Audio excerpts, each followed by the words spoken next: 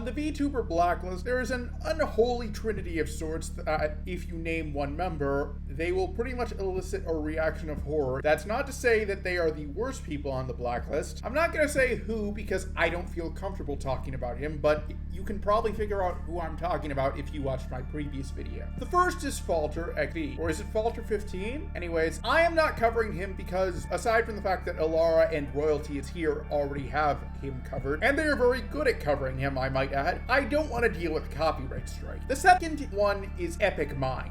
Now, he will be the subject of a video at some point, but not for a while. I do have other videos that I want to make, and also other people take priority on the blacklist. The third, and the subject of today's video, is Draco's star scale. If you're a fan of Static Tokyo, you might have already heard of this guy. Hell, even if you aren't, you might recognize the name since he's an extremely infamous VTuber. But this isn't just about re-examining the blacklist. This is also kind of about clearing my own name. See, I've actually been accused of being Draco by someone named Quirks in Love. They accused me of being Draco's star scale because of a Google Doc that contains something which I'll get to later. I did try and settle this in DMs, and even though I presented a comparison of my voice to Draco's, they demanded I show my ID, which, given that I found some very interesting stuff on Quirks in Love, not to mention that I have no reason to trust them, I was not willing to part with that info. They did not offer any additional proof that I was Draco, which means that there is just as much proof that they are actually in league with Draco as there is to suggest that I am Draco. But just in case someone discovers that post of theirs, I am making this video as a preemptive measure. If you guys want me to cover the, let's say, rather interesting stuff on Quirks in Love that I was sent, just let me know in the comments. It might take me a while to get to it, but I'll do my research.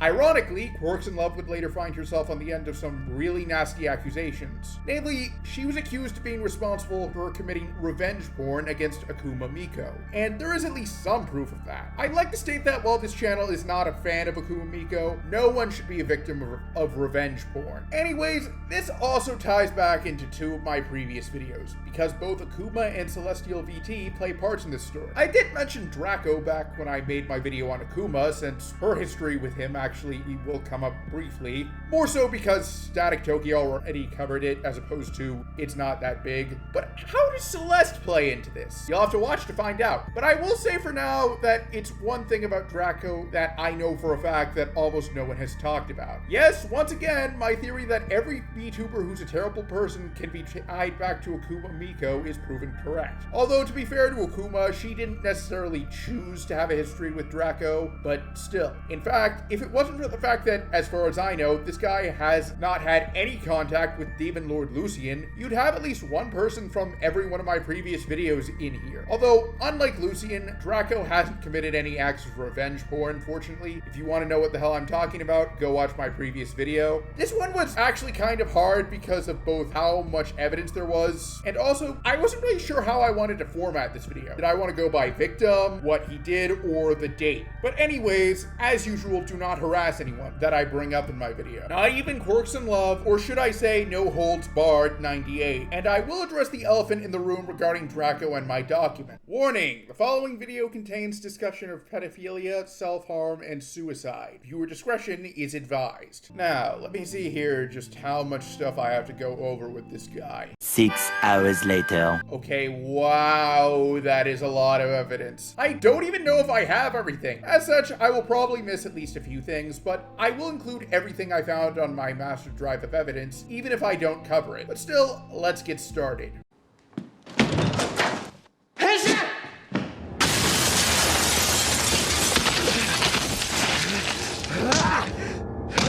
This is how people first got to find out about Draco. A few notable VTubers that Draco has harassed that I'm going to briefly touch upon, albeit this is largely because Static Tokyo already covered their experiences with Draco, are Aurora of Makwi, Kana Komori, Ludmilla, and Akuma Miko. I want to get to the stuff that I don't think anyone has covered, so I'm going to give a short summary of each experience. If you want more in-depth descriptions of each experience, I will link Static Tokyo's videos, as well as the post by the VTubers in question if I can find them. Anyways, Draco had gotten banned from Aurora's server after getting 3 strikes for misconduct. He was also the only person on the ban list, so Medal of Dishonor right there. This caused Draco to attack pretty much all things he could find for a week straight. Aurora normally likes to handle stuff like this behind the scenes, since this is a common thing to deal with that way. But because of just how many people Draco was going after, she decided to speak out publicly. Draco then tried to reach out to some people who Aurora was collaborating with and slander her as a doxer. After some time passes, Aurora hires a new mod, and Draco took advantage of that mod's naivety.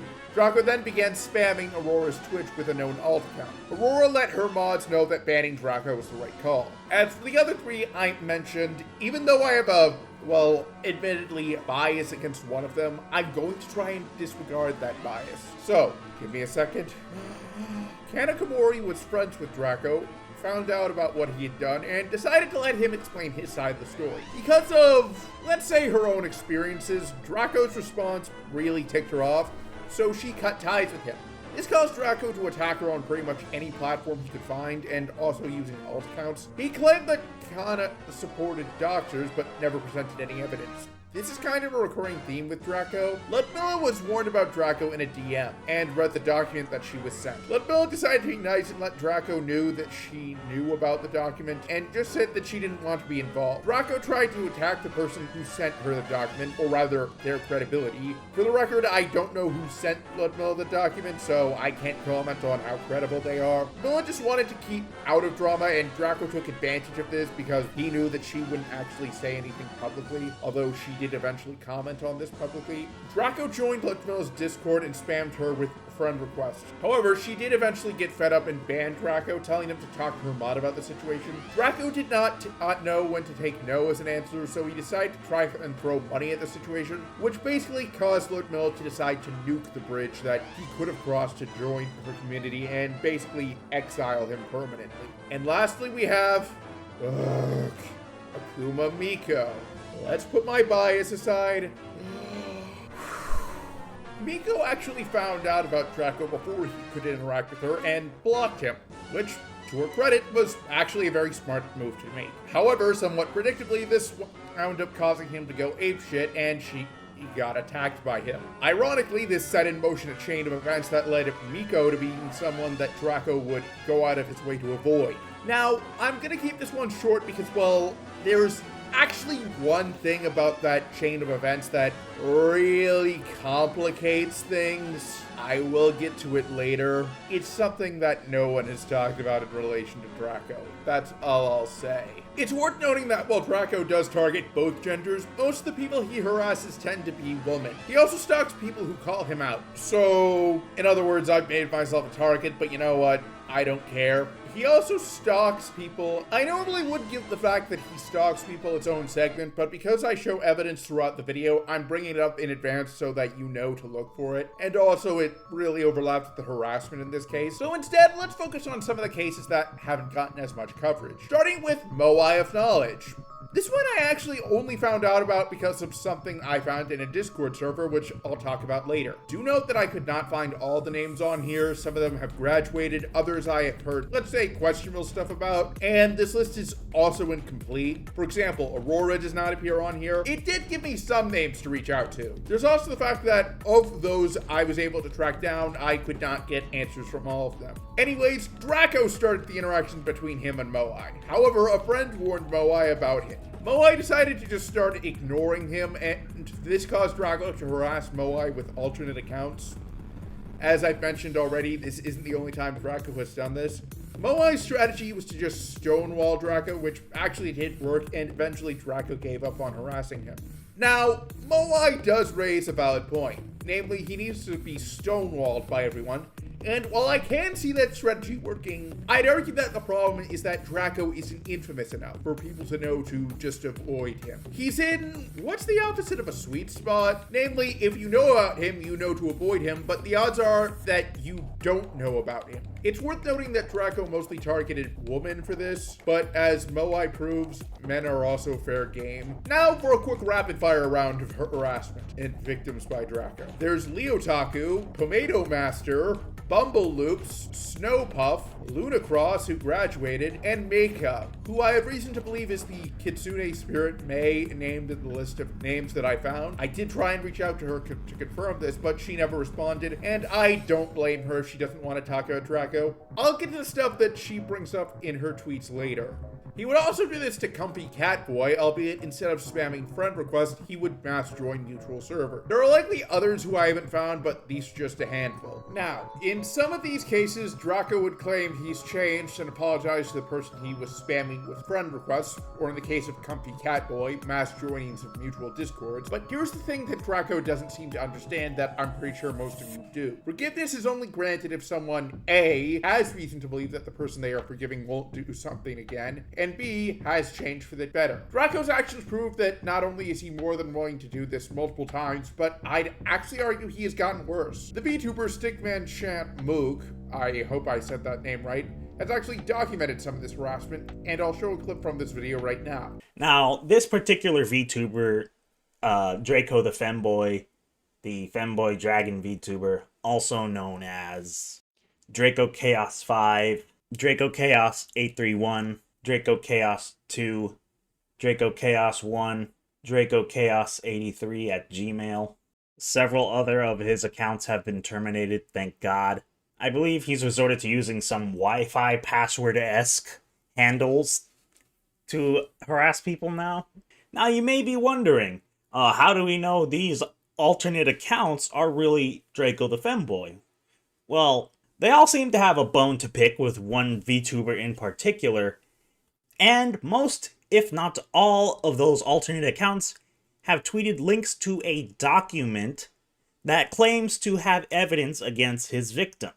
Considering that multiple accounts have tweeted that link, I don't feel comfortable clicking on it.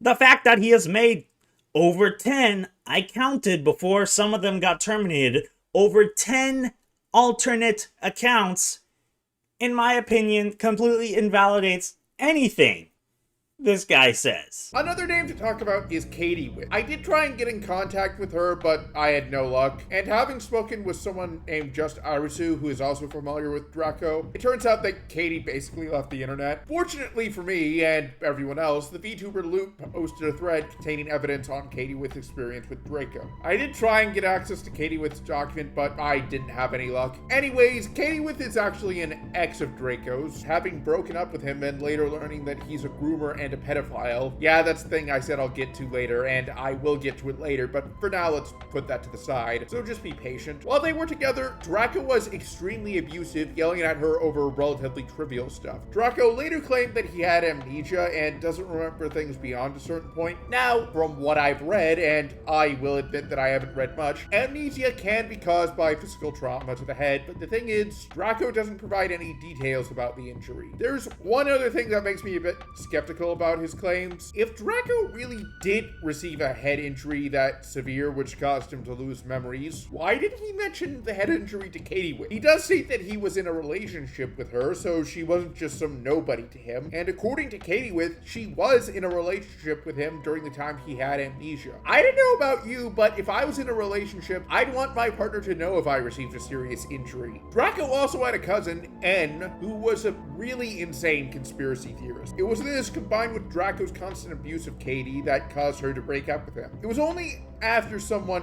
named Paradox Cat, who you may remember from my Akuma Miko video, told Katie that N was still in Draco's server that Katie made the call out. While Moai of Knowledge suspects that Draco's always been like this, Katie With's call out was what really set Draco off. He harassed her constantly on all fronts he could, messages, emails, and phone calls, as well as something I'll get to later. After she called out Draco, someone named Starboy sent Katie With evidence that I'll get to later, but just so you're not waiting, yes, it is evidence that Draco is a pedophile. Draco refuses to admit guilt despite all the evidence that exists. Paradox and Katie decided to share this info publicly, and this was when Draco decided to make himself a problem for other people. Draco would threaten to dox Katie, as well as threaten her with defamation lawsuits. Ironically, Draco would later get doxed on Kiwi Farms because he was constantly harassing people. Before you ask, no, I did not look that up since I have a policy of not using Kiwi Farms farm, says a source. Up next is a very good friend of mine named Riley. Disclaimer, she does give me script feedback, so she does know what I'm about to say. In my video on Akuma Miko, which I made at a time when I had no plans on covering Draco, I suggested her videos on him, so I would be remiss if I didn't mention them here. See, she actually confronted Draco over his behavior, and he did promise to change. I want you to take a wild guess how long it took for him to break that promise. It took him 1 day. The following day, Riley made a follow-up video. I am going to suggest that you just watch the videos if you want more in-depth information. And also, Briley is a good friend of mine, so hey, might as well recommend content that's better than Draco's, although admittedly that is a very low bar to clear. Since I'm talking about Briley, let's talk about an experience a friend of hers named Echo Jane had with Draco. Draco met Everjane in a Discord server they were mutually a part of, and she became friends with Draco. Draco confessed to Echo Jane, and since Echo Jane was poly, she got into a relationship with him. However, after she saw Briley's interview with Draco, she asked for some time to herself. This caused Draco to flip out, harassing Jane nonstop. Jane compiled all their conversations into a big zip file, and that scared Draco. However, Jane's morals got the better of her, and she let Draco back into her life with ground rules, which Draco never followed. This repeated 6 more times up until the last time. Draco was able to hurt people that Jane cared about by threatening suicide, all because he wanted Jane's attention. I will get more into that. He also tried to guilt trip Jane repeatedly, saying she wasn't doing what those who cared about her wanted, which caused her to snap. And she then threatened to make Hella look like a kindergarten if he didn't leave her alone. Draco didn't take her seriously, and as a result, Jane sent the zip file out. She just noted that she did actually love Draco, and it hurt her when he broke her trust, especially in relation to him threatening to commit suicide, since she has trauma related to that from the past. Draco tries to defend himself in the comments with an alt account of his, but fortunately Jane calls him out on it. Then there's Evertrua, an Orca VTuber. Now, disclaimer, this one I am actually using evidence from the Blacklist itself, which might seem contradictory, but I did actually reach out to Miyuki Node, and she did confirm that these screenshots are legitimate. Anyways, Draco decided to harass Trua. I'm only going off these screenshots, so I'm guessing it was because, much like a few other people, Trua heard about his infamy and decided to ban him preemptively. Draco also mentioned something about Trua defending his doxer, but given that he never says who his doxer is, not to mention that he doesn't have a very good track record when it comes to telling the truth, I don't have any reason to believe him. Draco also states that he believes Trua doesn't deserve happiness, and even expressed a desire to drive Trua, quote, to the same edge he was driven to. In other words, he wants Trua to commit acts of self-harm. This isn't the first time self-harm will come up in relation to Draco, but I'll get to that later. However, Draco isn't merely content with just harassing those who attract his ire. He's also more than happy to defame them.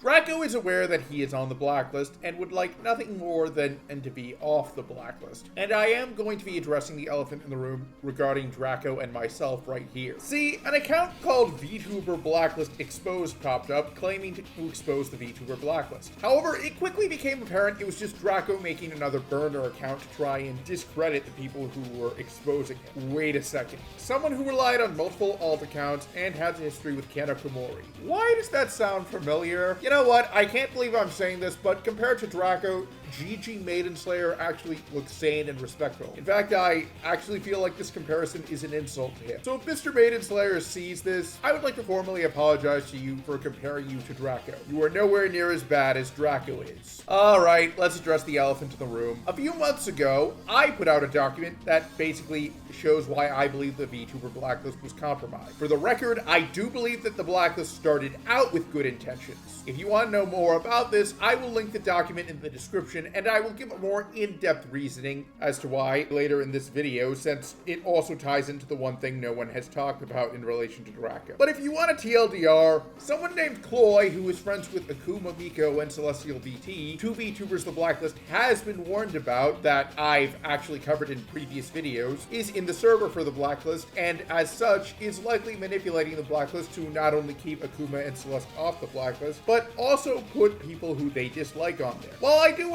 have gripes with people who the blacklist has seemingly ignored, as you might have figured out from some of my previous videos if you've been paying attention to them, Akuma and Celeste manipulating the blacklist is the actual reason I started to re-examine all of the entries. Namely, knowing that Chloe is present, I have no way of knowing who is on the blacklist because they actually deserve to be on there. Said document is why someone named Quirks in Love accused me of being Draco, even though anyone with at least half a brain would know that isn't true. Now, you might be wondering what on earth this has to do with Draco's star scale. See, this is an elephant in the room because Draco, on an account he made to slander an accuser of his, the aforementioned Katie with to be specific, correctly accuses the blacklist of having Chloe as a member, although he doesn't present any proof. Not helping is that he also asked if Falter15, or is it FalterXV, is right. You know, the VTuber who had a 100-page document on all their misdeeds released. As I said in my previous video, if you want to know the full story about what Falter did, go watch the videos on him by either Royalty Is Here or Aurora. And I already know what you're wondering. Why is my document different? Well, aside from the fact that I actually do present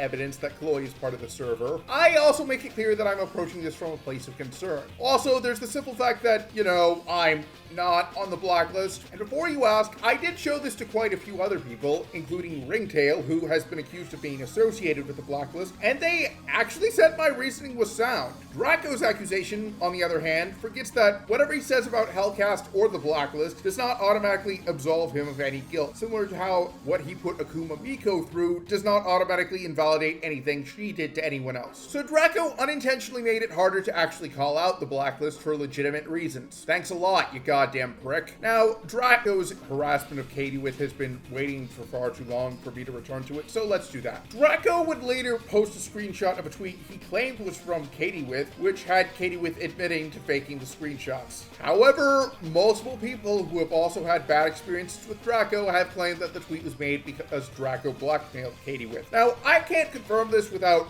actually speaking to Katie with, and unfortunately she has left the internet. I don't know if it was because of Draco's harassment or because of other issues, but given that I have very little reason to believe Draco, as he has a very dishonest track record, I'm inclined to believe his victims. There's also the fact that Draco has been shown to be willing to create fake accounts of other people to harass them, so I have very little reason to trust anything that comes out of his mouth. In fact, he's outright admitted to spreading false accusations against Stickman, so if he was willing to fake accusations against one VTuber, I have no reason to believe he isn't also above faking allegations against another. Another example of him defaming someone, or rather threatening to defame someone, comes from Yoru Vexa, who at the time was going by Yumi Neko. Or rather, it comes from their partner and manager, Tessa, since Tessa was the one who compiled the doc that I'm reading from for this. Draco started out by harassing Yumiko, Tessa's partner, claiming that he would say that Yumiko abandoned someone who would swat it. Yumiko's mods told Draco to stop, but Draco basically doubled down. And by that, I mean he sent Twitch whispers to Yumiko, continuing to threaten her. Now, with all these false accusations and him getting caught red-handed, Draco's response is not to apologize and actually better himself, but rather double down and refuse to take accountability.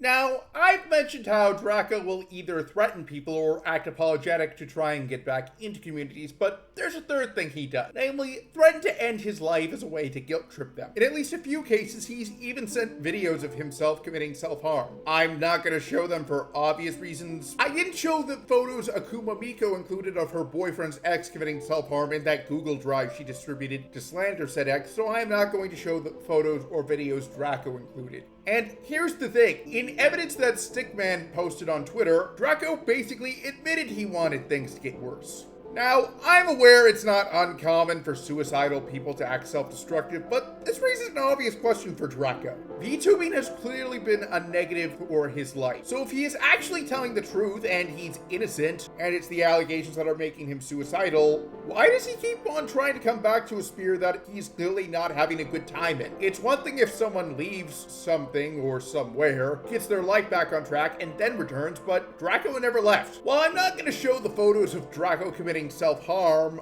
There is one other thing I can show because it's not that graphic, and also it does show how far Draco will go. See, on one occasion, Draco decided to guilt trip people by overdosing. Except, well, he made the mistake of choosing melatonin, a drug which is really hard to fatally overdose on. At most, taking large doses will screw up your sleep schedule. I do not know how much you would actually need to take, and quite frankly, I'm not going to look it up, but I'm going to take a wild guess and say that Draco was nowhere near the amount that you would need to mess up your life with permanently. I'm going to guess Draco was nowhere near the amount that you would need to fatally overdose on melatonin with. Even when given opportunities to redeem himself, Draco has squandered them by refusing to change. An example of this comes from Ringtail. Yes, unfortunately, Ringtail has had run-ins with both Draco and Falter 15. Fortunately, to my knowledge, he hasn't had to deal with Epic Mind. Although, knowing my luck, I've unintentionally jinxed him by saying that. Anyways, Draco and Ringtail were friendly at first, although after learning about who Draco really was, Ringtail asked Draco to distance himself from him. But he didn't outright block him because Draco had been nice. Ringtail was willing to let Draco prove himself by acting the way Draco claimed he was acting. However, Draco would do the opposite of what he said, and Ringtail would see posts by people who Draco was harassing.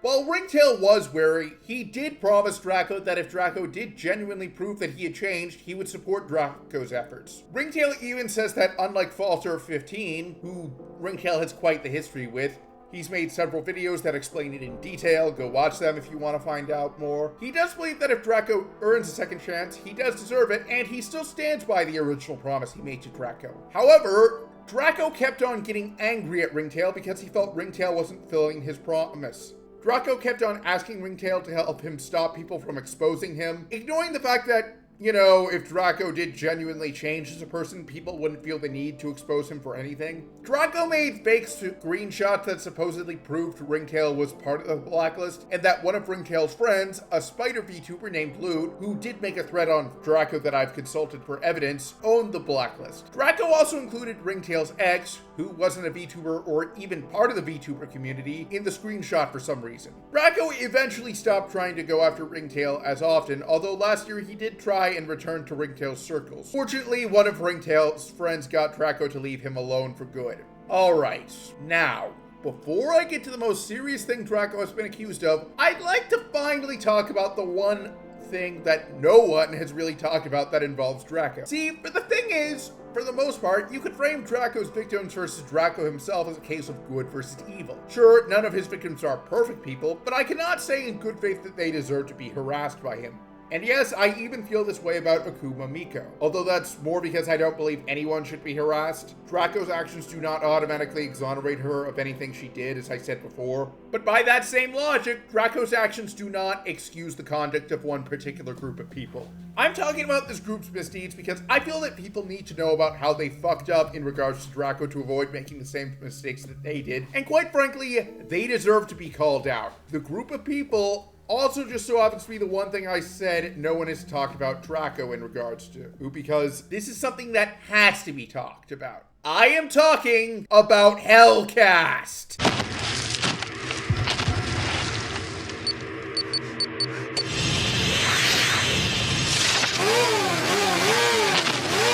I have never seen anyone do a deep dive into Hellcast, so this is unclaimed territory. Not just for me, but for VTuber drama as a whole. In fact, some of the stuff I found actually has made me decide to do a deeper dive into Hellcast at some point, so consider this also a bit of a sneak preview for that deep dive I'll eventually do. But anyways, if you don't know, Hellcast was this group of people online who were dedicated to calling out predators, except I found that some of their methods were very questionable, to say the least. Now, I actually have happened to befriend a former member of Hellcast, Toes, as well as someone who was formerly associated with Hellcast by the name of Paradox Cat. Coincidentally, both have had bad experiences with Akuma Miko, who was also a member of Hellcast. I already went into detail on what Toes' experience with Miko were, but as for Paradox Cat, I did cover that briefly in my video on Akuma, but if I do, or rather when I do make a video on Hellcast, I'll go further into their experiences with Akuma. Was actually Hellcast evidence against another VTuber, It's Neo that made me realize independently that they had infiltrated the VTuber Blacklist and that Akuma, Miko, and Celeste were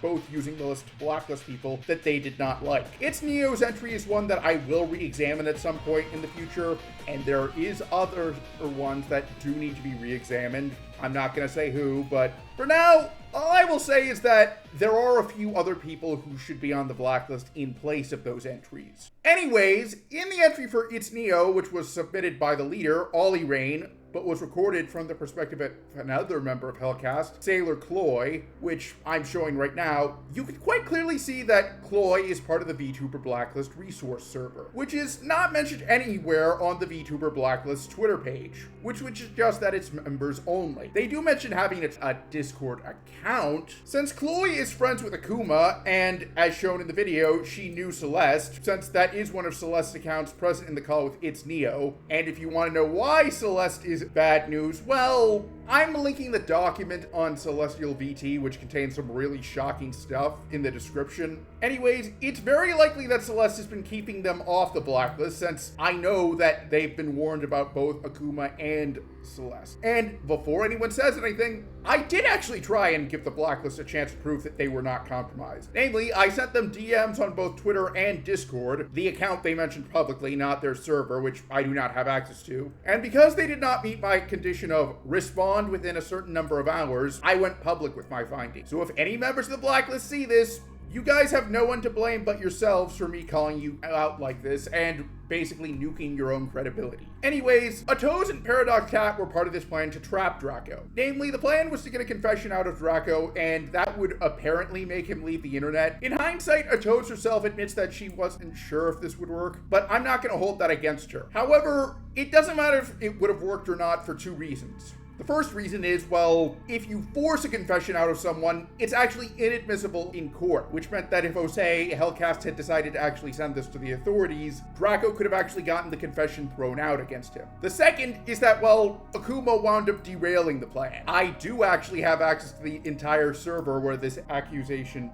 or rather, this confrontation took place. But don't just take my word for it. I'll just let Atoz be the one to tell you about what happened with Draco and Hellcast. Okay, originally I was going to have Atoz record this, but, well, because circumstances did not allow for that to happen, and I'm just going to read the DMs she sent me containing a typed up account of her experience. Just for a bit of forward, Atoz has been diagnosed with dissociative identity disorder, so they do refer to themselves as we. So I was originally going to have Atoz recount her experience verbally, but well, because circumstances did not allow for that to happen, I'm instead going to just read aloud a written experience Atoz typed up. Okay, let's get started. Okay, so my system's time in Hellcast was at first very chill. We were allowed to join due to our skills in behavioral analysis, in the same vein as the show Criminal Minds. They were in the beginning middle phases of taking on Draco Star Scales / Draco the Femboy. Part of my job required me to read every screenshot and every other piece of evidence compiled against him. Some of this information was extremely difficult to get through due to the sheer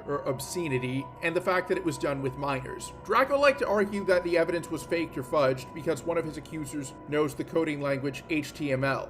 He also claimed to have severe amnesia regarding the time period where he allegedly committed these acts. However, he seems to shift from one type of amnesia to the other when it was convenient. Hellcast attempted to administer a test to determine if he has amnesia or not, but it was done incorrectly by the handlers and was thus deemed inconclusive. To clarify, this does not mean he does or does not have amnesia. It means we don't know for sure. My personal opinion, based on my knowledge on amnesia and his testimony on how his amnesia affects him, he does not have amnesia. Very soon, I was climbing the ranks of Hellcast, mostly due to the fact that I introduced a new field of work within the organization and, therefore, was pretty much my own boss. By the end, I was in a position of second in command along with the members Sailor Cloy / Pips Hub and Devin with Ollie Rain as the leader. Other members included CelestialVT / Celeste Draws, Floofy Kisses, Trauma T, and several others. We also had guest informants, including the victims of individuals we were working on, many of whom were minors or recently 18. Another informant of importance was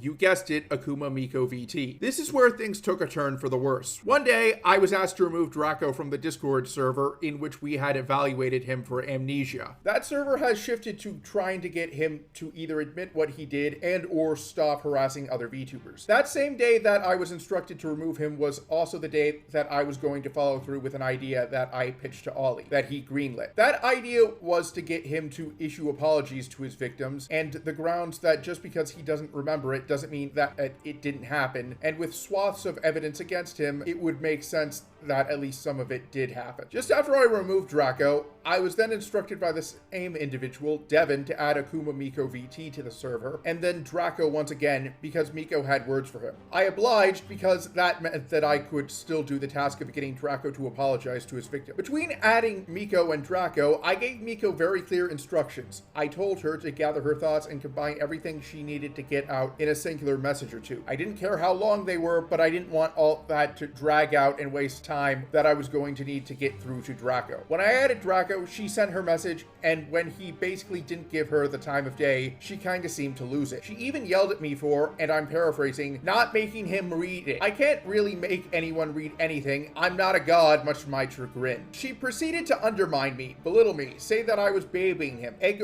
Draco on into childish tangents about how awful he is, and overall be a distraction away from my task. On 3 or 4 separate occasions, I instructed Miko to be quiet, stop distracting Draco, and so on, or she would be timed out. This ongoing back and forth between us caused me to become very stressed and disassociative. I informed Devin of this, who later lied and said that I had said I would time them both out, which was untrue, which I have proof of in my drive against Miko. In the end, Chloe joined the server, Draco was kicked, thus ending any hope I had of achieving, and I was told I would no longer be a member of Hellcast after this case because I, quote, sided with a pedophile, which was demonstratively false. She also claimed I lied because, due to having been struggling to remain calm and disassociating, filled the gap with what made sense at the time. I was not siding with Draco or Miko. I was siding with the victims and with justice.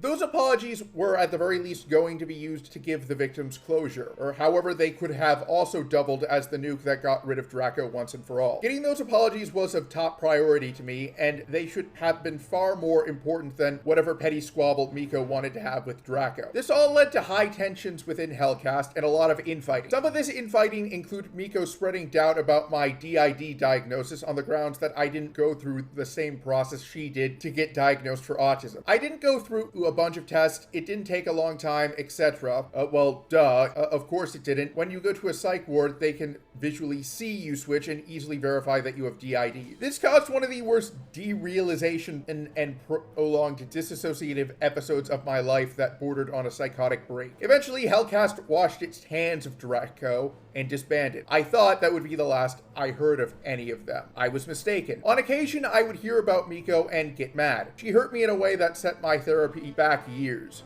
Meanwhile, she gets to move forward and have good things happen to her. I couldn't stand it, so I joined with the voices of those who were trying to open people's eyes to her behavior. At one point, this led to Miko blackmailing me by proxy, having someone else blackmail me for her. I had been silenced. Then Draco started making a scene again, and I was fed up with his shenanigans. So I called him out. An important part of my call out consists of this because it continues the story. I told Draco that if he was as innocent as he claimed, he should sue his detractors, and stated that he could easily serve them papers as their doxes are all out there. If he really wanted to prove his innocence, he needed to sue for defamation. I included some very specific names, including Chloe and Miko. Both proceeded to make call-out posts and harassment campaigns that almost led to me taking my own life. I had to call the police several times and several different jurisdictions trying to figure out how to have this handled. This led to me making a report to the FBI via ic3.gov, a government website for reporting cybercrimes like online harassment and such. When he thought I was bluffing to scare them, I showed them the screenshots of what I said and showed in my report. This led Chloe to come to me to work out our differences, and now, at least on my end, we are good. Miko stopped talking about me, effectively for good to my knowledge. Toes was actually very helpful in this regard, since she even linked me to the Discord that the Hellcast confronted Draco in, which I screenshotted everything from and put in the master drive of evidence. And there are over 100 screenshots. Also, before I forget, let's read the statement Paradox Cat gave me. Since I read Toes' word for word, I'll do the exact same thing. Anyways, Alright, so I'll try to make it as simple and as long as it needs to be. Draco was an individual who I was friends with for a bit. However, he is an individual who, regardless of if you have work or not, if you don't give him constant attention, he loses interest in any friendship with you. This, among other issues of his, led to me and an ex of his confronting him about some minor problematic things that we felt he could actually get better from.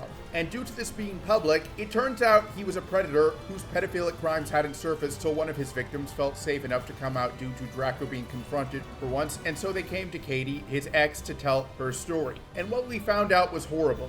We needed to bring this to light. So Katie did work of making the document, and I did the work of spreading it like wildfire. Draco started revealing his true colors and harassing everyone who unfollowed him, as well as harassing Katie for having the doc up, trying to get her to take it down. I decided I would take the power away from him by doing that by having doc ownership transferred to me, and since I have made some wording edits, it's to make the doc more professional, since Katie got reasonably emotional while making it. Later down the line, some group named Hellcast tried asking what I knew because they also wanted to go after him, so I naturally complied. However, one of their members with no relation to Draco, who goes by Chloe, for whatever random reason, decided she wanted to be the only person who handles him, so she went on a tirade against everyone, even me, for trying to get in her way and acting like I should have no reason to be involved, despite me being the one who brought things to light with Katie.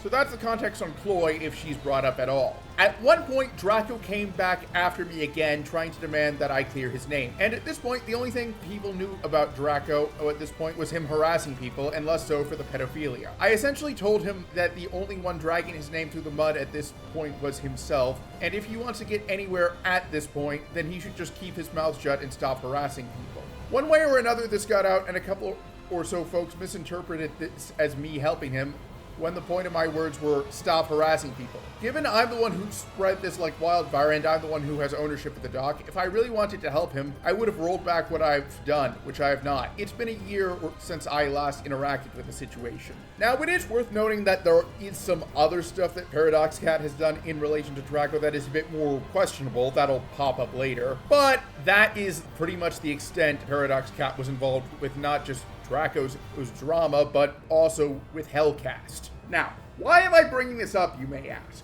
Well, as it turns out, Hellcast is just as bad as Draco. I've already mentioned how both Akuma, Miko, and Celeste are bad, if you've watched previous videos of mine, and their members. But what about other members? Well, there's Ollie Rain, who's more than happy to dox anyone he decides to go after, and he also said this to a 16-year-old who was into zoophilia. Obviously, I do not need to say this, but I do not support zoophilia. It is illegal for a reason, but Ollie should have just ignored the kid. Also, considering that he's more than happy to dox people he goes after, I kind of feel that he tried to go after that kid. There's also Chloe, an orbiter of Akuma Miko's, as you can see here, who, when talking to, I am going to butcher this name, so I'll just spell it out, OKSWTZ,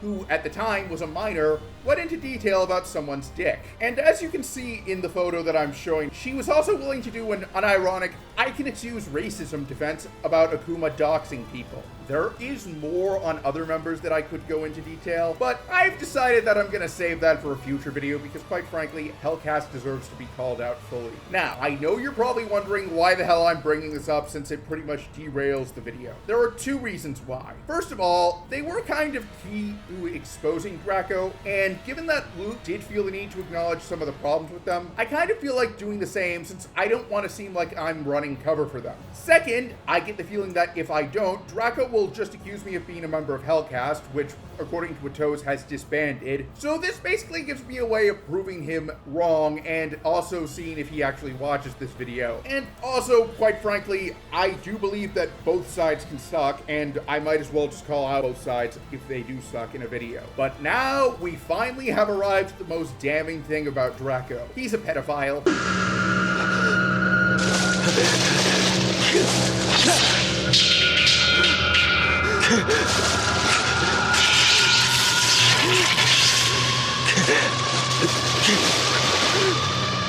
this is probably the most serious thing Draco has done, and I'm saving it for last for that reason. Also, do note that a lot of the Discord DMs were submitted as evidence against Draco are quite sexual, so I'm not going to be showing that many, and the few I do show are going to be censored, solely because I'd rather not receive a content strike on my channel. See, Draco was in a relationship with not just one, but two minors while he was significantly older than them. Specifically, he was in a relationship with a 12-year-old while he was 17. He was also in a relationship with a 17-year-old when he was 19. Now, that last one might not seem that bad, although depending on where he lived, it could still be against the law. Again, for the record, I did not look up his docs, so I have no way of knowing where he lives, although I am putting it here because it does prove that he likes younger partners. Now, despite what people like Mr. Firm Handshakes will tell you, being in a relationship with a 17-year-old when you are legally an adult is still very questionable at best. Now, it would be one thing if the minors Draco had been with had lied about their age, but they were upfront with him about their age. Hell, if the topic of their age never came up,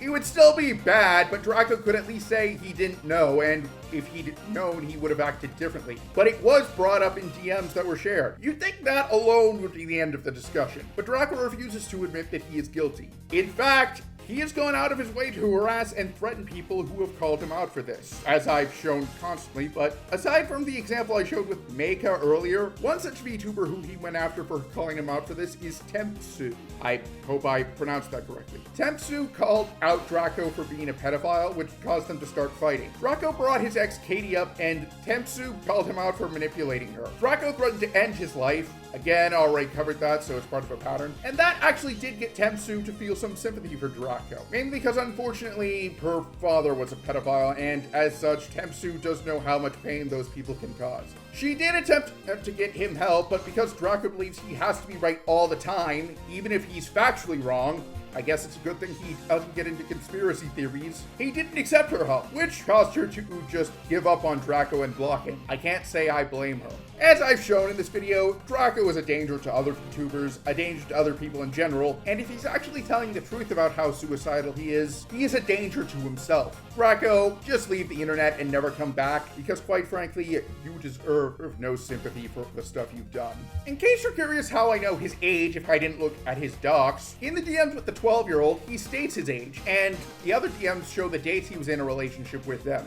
And they're all from roughly August or September, so it's not hard to figure out the dates, and by extension, how old he was when each of those messages were posted. Now, it would be one thing if the minors Draco had been with had lied about their age, but they were upfront with him about their age.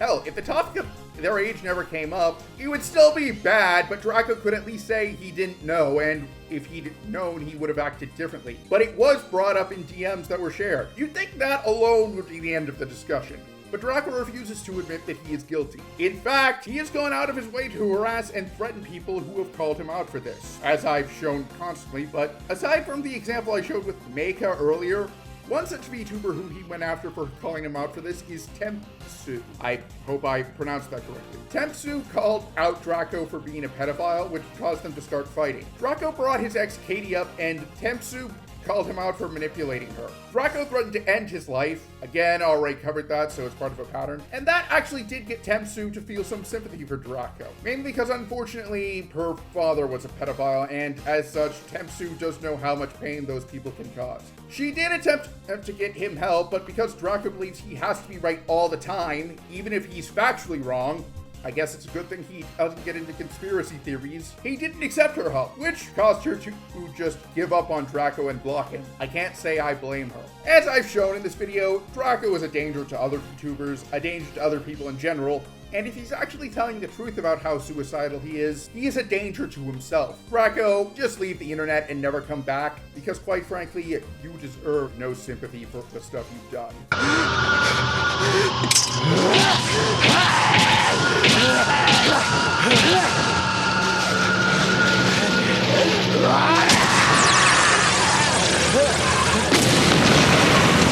It feels different making this video to clear my own name for one. But here we are. I'm gonna take a bit of a break from the re-examination project for my next video, but when I do return, I'm gonna take a look at the person I had originally planned on covering this month. So I'll be tackling that in May, assuming nothing else comes up. April, I'll be looking at another person who the blacklist should have included. I guess I might as well end this with a word to Draco himself, since I have a pretty strong suspicion that he'll watch this video. Draco, the only way forward for you is to leave the internet and get help and never return. Let's say that the impossible scenario where you're telling the truth and you're suicidal is the case. Then, as you've clearly seen, continuing to be part of the VTuber scene will only end badly for you. But in the far more likely scenario, which is that you are in fact guilty of everything you've been accused of, which in my opinion is the truth, you have caused far too much pain to be forgiven, and as such, you'll never be welcome here. So just leave and never come back. But anyways, from the bottom of my heart, thank you for watching. I'm Andreas Rebel, and I'll see you on my next assignment. Later!